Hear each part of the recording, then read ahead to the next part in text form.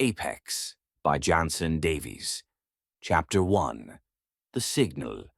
The desert was quiet, save for the low hum of the deep array's antennae slicing through the night sky. Dr. Whitney Connor sat alone in the control room, surrounded by blinking consoles and the soft glow of monitors. Her colleagues had gone home hours ago, their excitement dulled by weeks of static and silence. But Whitney stayed. She always stayed. She wasn't like the others, never had been. While they chased patterns in the stars, she listened for something else, something primal, something forgotten. At 3:17, the signal arrived. It wasn't a burst of data or a coded transmission. It was rhythm, a low, guttural pulse that rose and fell like breath. Whitney froze, her fingers hovering above the keyboard. The waveform danced across the screen, erratic, yet deliberate. It reminded her of something she hadn't heard since childhood, the vocalizations of great apes recorded in the Congo Basin. But this was no echo of Earth's past. It was more refined, more evolved. She ran the signal through every known linguistic filter. Nothing matched. No human dialect, no alien code cataloged by SETI. But the cadence, it was unmistakably communicative. Not random, not noise. Whitney leaned closer, heart pounding. The signal shifted. A new layer emerged, harmonics interwoven with the bass rhythm. It was beautiful, in a way that made her skin crawl. Like a song sung by something that had never known music, but understood its power. She activated the emergency protocol, alerting the global network. Within minutes, the control room flooded with voices, scientists, military analysts, cryptographers. But none of them saw what Whitney saw. "This isn't a message," she whispered. "It's a declaration." General Bradford Fletcher arrived by dawn, flanked by intelligence officers and armed guards. He was a man built for war, not wonder, and he dismissed Whitney's interpretation with a grunt. Could be a rogue satellite. Could be a hoax. "It's not," Whitney said. "It's a warning." Fletcher narrowed his eyes. "From whom?" She turned the monitor toward him. The signal had changed again. Now it pulsed in a pattern that resembled a countdown. Whitney's voice was barely audible. "From something that used to be like us, but isn't anymore." Outside, the desert wind picked up. The antennae groaned, and far beyond the reach of Earth's orbit, in a galaxy untouched by human eyes, a fleet of biomechanical ships turned toward the blue planet. They had waited long enough. Chapter 2. The Arrival. They came without ceremony. No grand speeches, no shimmering portals. Just fire. At 4:12 GMT, the skies over Tokyo, Berlin, and Chicago split open. The Apex fleet emerged like a swarm of angry insects, sleek, organic ships pulsing with bioluminescent veins. They didn't hover. They descended, fast and deliberate, slamming into the earth with seismic force. In Los Angeles, the first impact cratered downtown. Civilians screamed as the ground buckled, and glass rained from shattered towers. From the wreckage rose the invaders, 8 feet tall, simian in form, but grotesquely elegant. Their armor was not metal, but grown, chitinous plates fused with muscle and bone. Their eyes glowed amber. Their mouths did not move. They communicated through soundless vibrations, neural waves. And when they struck, it was with precision. The National Guard mobilized within minutes. But bullets were useless. The Apex moved like predators, leaping across rooftops, tearing through barricades with clawed gauntlets that sliced steel like paper. One soldier, Private Lang, emptied his rifle into an advancing ape. The creature didn't flinch. It closed the distance in seconds, lifted Lang by the throat, and absorbed him, his body convulsing as his mind was siphoned into the Apex's neural core. It wasn't just conquest, it was harvesting. Across the city, chaos reigned. Civilians fled through smoke-choked streets. Emergency broadcasts failed. satellites went dark. The apex had jammed Earth's entire communications grid with a single pulse. In the ruins of Echo Park, a Marine unit regrouped. Sergeant Ramirez barked orders, his voice hoarse from smoke and adrenaline. "Form up! We hold this line!" But the line was already broken. A squad of Apex dropped from above, landing with bone-crunching force. Ramirez fired his grenade launcher, the explosion throwing two of them into a burning storefront. But they rose again, limbs reconfiguring, armor regenerating. "Fall back!" Ramirez shouted. They retreated into the subway tunnels, dragging wounded behind them. Blood slicked the concrete. Screams echoed in the dark. Ramirez slammed his fist against the wall. "What the hell are they? Super apes?" Whitney, crouched beside a dying medic, answered without looking up. "I think they're an alien-ape hybrid. They're what we could have been, if evolution had chosen brutality over empathy." Above ground, General Carell watched the carnage unfold from his command ship. His expression was unreadable. Around him, Apex tacticians pulsed with data, streams of human emotion siphoned from the battlefield. Carell turned to his second-in-command, a pale simian named Vesh. "They resist." Vesh nodded. "They fear, but they burn bright with emotion." Carell's gaze drifted toward the Pacific horizon.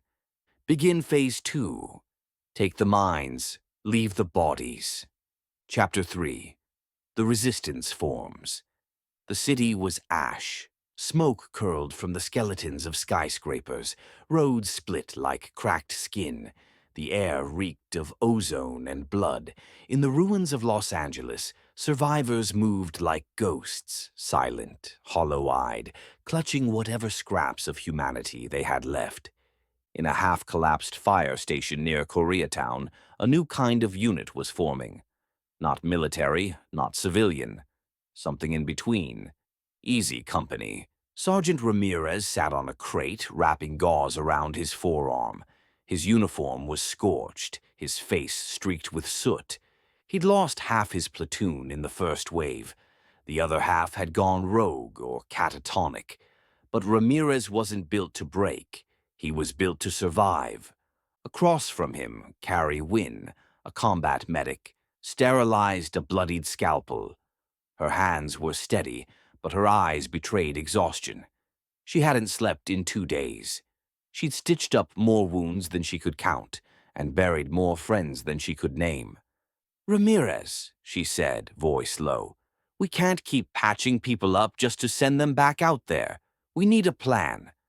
Ramirez didn't answer. He stared at the wall where someone had scrawled a message in ash. "They take your mind first." In the corner, Emile, a wiry hacker with a shaved head and a 1,000-yard stare, tapped furiously on a salvaged tablet.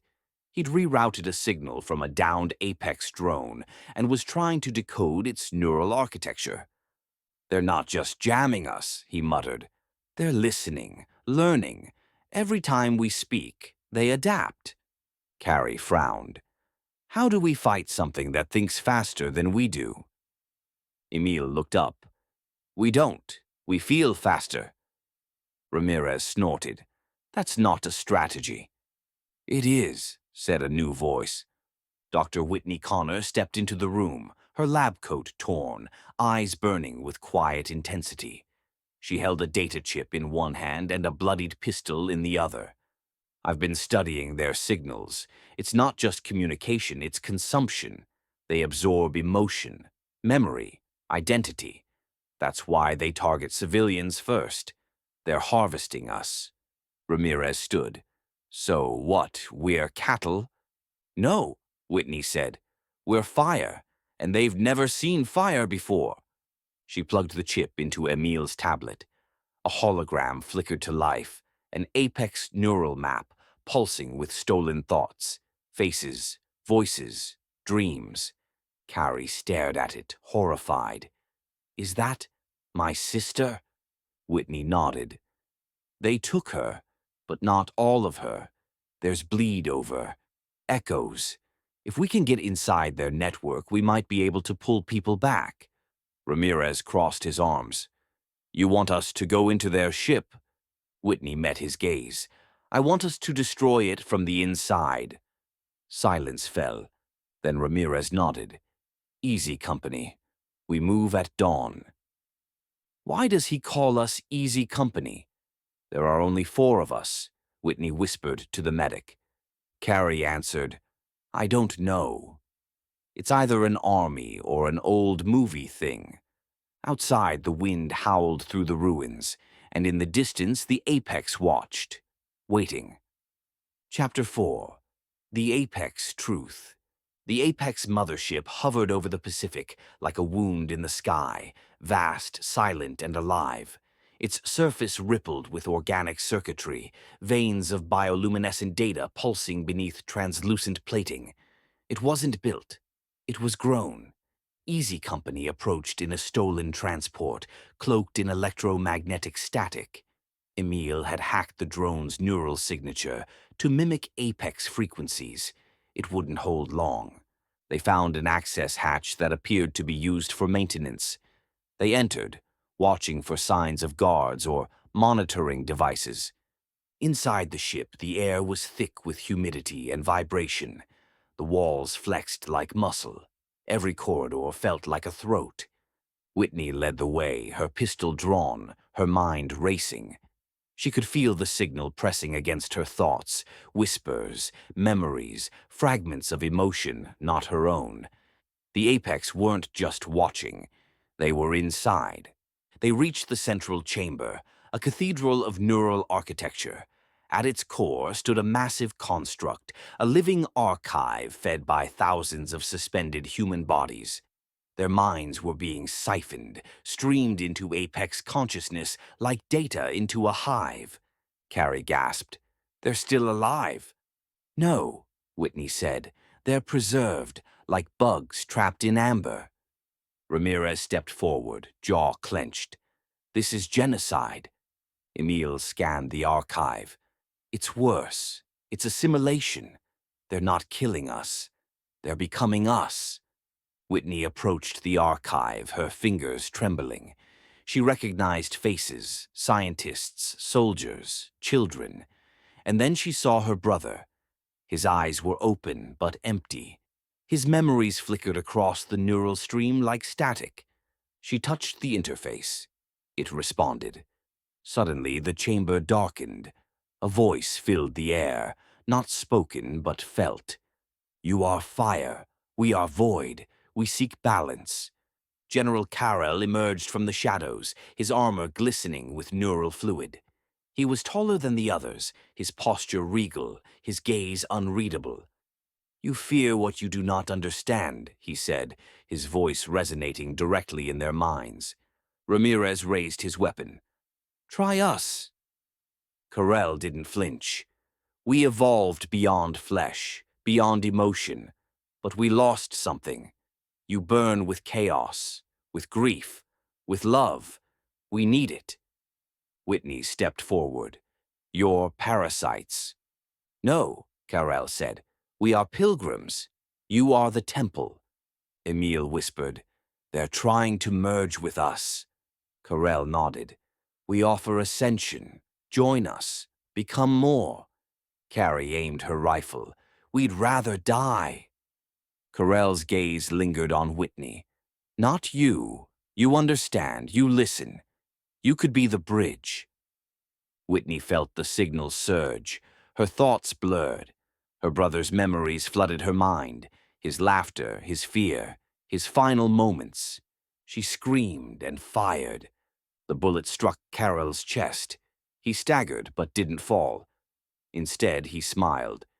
You are not ready, but you will be. The chamber erupted in chaos. Easy Company retreated, dragging Whitney as the archive began to collapse. The ship trembled. Alarms pulsed.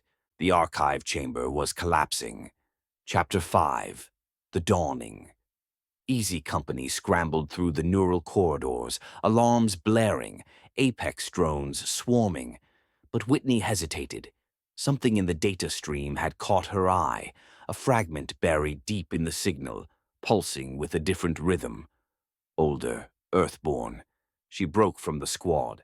30 seconds, Ramirez shouted. Whitney, move! But she was already gone, slipping through a side corridor that hadn't been on the schematics. It felt different, less polished, less alive. The walls were cracked, the air was colder. At the end of the corridor, she found it. A containment pod. Ancient, dust-covered. Unlike the rest of the ship, it was mechanical, rusted steel, analog wiring. Inside floated a figure, suspended in viscous fluid. It was an ape, but not like the apex, and not like anything from Earth's fossil record. Its skull was elongated, its eyes forward-facing. Its hands were delicate, almost human. Its spine was reinforced with synthetic implants, early apex tech. But its body was failing. It had been kept alive for centuries, maybe millennia. Whitney stared, heart pounding. This was the missing link. A biological bridge between Earth's primates and the apex. A creature abducted long ago, experimented on, evolved, and forgotten. The apex hadn't evolved naturally. They had used Earth's genetic legacy as scaffolding. She activated her scanner. The DNA was a 94% match to Homo sapiens. The rest was apex. Suddenly, the pod twitched. The creature opened its eyes. Whitney staggered back. The eyes weren't hostile. They were pleading. A neural pulse hit her mind, soft, fragmented. Not language, memory. She saw jungles, fire, apex scientists, pain, escape, isolation. The creature had been their first attempt, their prototype, and it had failed. Not because it was weak, but because it had felt too much. Emotion had been its strength, and its curse. Whitney reached out, hand trembling. You're the beginning. The creature pulsed again, a final image. Earth. Home. It mouthed a plea. Kill me. Then it went still. The pod's systems shut down. The corridor began to collapse. Whitney ran. She rejoined Easy Company seconds before extraction, breathless, shaken. Ramirez grabbed her arm. What the hell was that? Whitney looked back at the ship now sinking into the sea. They didn't come from nowhere, she said. They came from us. They escaped by seconds, the transport barely clearing the hull before the mothership sealed itself again. Back on Earth, Whitney sat in silence, her mind still echoing with Carell's voice. They didn't want Earth. They wanted humanity, and they were willing to destroy the planet to get it. Chapter 6, Easy Company's Fracture. The bunker was quiet, but the silence wasn't peace. It was pressure. Ramirez sat alone, staring at the wall. His bandages were fresh, but his mind wasn't. He hadn't spoken since the escape. Not really. Just muttered fragments, coordinates, names, memories that weren't his. Carrie watched him from across the room, concern etched into every line of her face. He's not sleeping. He's not eating. Whitney nodded. He's infected. Emile looked up from his console. Not biologically, psychically. The apex don't need to touch you to get inside. They just need you to feel. Ramirez suddenly stood. They're in my head. Carrie moved toward him. Ramirez. He shoved her back. I see them. I hear them. Every time I close my eyes, I'm back in that ship. I'm him. Carell. Whitney stepped forward. You're not. But they left something in you. A seed. Ramirez laughed bitterly. Then burn it out. Emile hesitated. There's another problem. He turned the screen toward them. A neural trace, apex code embedded in their comms. It was a leak, a transmission. Someone had been sending data back to the mothership. Carrie's voice dropped. Who? Emile looked at Whitney. You. The room froze. Whitney didn't flinch. I didn't send anything. You didn't have to, Emil said. They used you as a conduit. Every time you accessed their archive, they accessed you. Ramirez raised his weapon. We should kill her. Carrie stepped between them. She's the reason we're still alive. Ramirez's hands shook. She's the reason they know where we are. Whitney stared at him. You think I'm the enemy? Look in the mirror. Ramirez lowered the weapon, trembling. I don't know who I am anymore. Whitney turned to Emil. We need to end this. Now. Emil nodded. There's one chance. The amplifier. Carrie frowned. The artifact. Whitney nodded. It's not a weapon. It's a mirror. It reflects emotion, amplifies it. If we can get close enough to the Apex core, we can flood their network with raw humanity. Grief, rage, love. They won't survive it. Ramirez looked up. And we will? Whitney didn't answer. Chapter 7. The Human Weapon. Easy Company moved at dawn. They infiltrated the mothership through a fault line in its hull, carved by the earlier assault. The ship was quieter now, less aggressive, as if it were waiting. Inside, the amplifier pulsed in Whitney's hands. It was ancient, carved from alien stone and etched with symbols that predated language. It didn't hum. It felt. They reached the core. Thousands of Apex surrounded it, suspended in a neural trance. The archive glowed with stolen memories. Carell stood at its center, arms outstretched. You came, he said. Whitney stepped forward. We're not your fuel. We're your fire. She activated the amplifier. Emotion surged. Ramirez's guilt, Carrie's grief, Emil's rage, Whitney's defiance. The core screamed. Apex convulsed. The archive shattered. Carell staggered, clutching his head. So much. Guilt. I can't stand the evil we have done. Whitney approached him. That's what makes us strong. Our recognition of the pain we cause others. Carell fell to his knees, tears running down his cheeks. Then let me redeem myself. She touched his forehead. The amplifier pulsed one last time.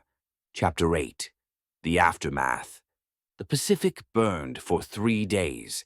The Apex mothership, once a monolithic presence in Earth's sky, had collapsed into the ocean like a dying god. Its neural core ruptured, its biomechanical hull torn apart by the amplifier's emotional detonation. The sea boiled around it, glowing with residual energy, fragments of thought, memory, and pain.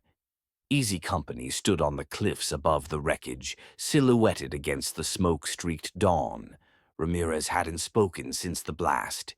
He sat on a rock, staring at the horizon, his rifle laid across his knees like a forgotten limb. His eyes were distant, not broken, but emptied. Whatever part of him had merged with the Apex's consciousness was gone now, or buried. Carrie knelt beside him, her hand resting gently on his shoulder. She didn't speak either. Words felt too small. Emil paced nearby, scanning the wreckage with a salvaged Apex lens. Their networks gone. No signal. No coordination. The fleets scattered. Whitney stood apart, watching the sea churn. The amplifier lay dormant in her hands, its glow extinguished. She could still feel the echo of the blast, the surge of emotion, the flood of humanity that had torn through the Apex like wildfire. She remembered Carell's final expression.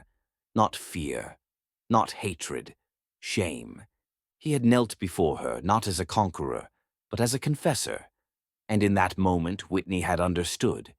The Apex weren't monsters. They were evolution gone blind. Intelligence without empathy. Logic without soul. And now they were fractured, but not extinct.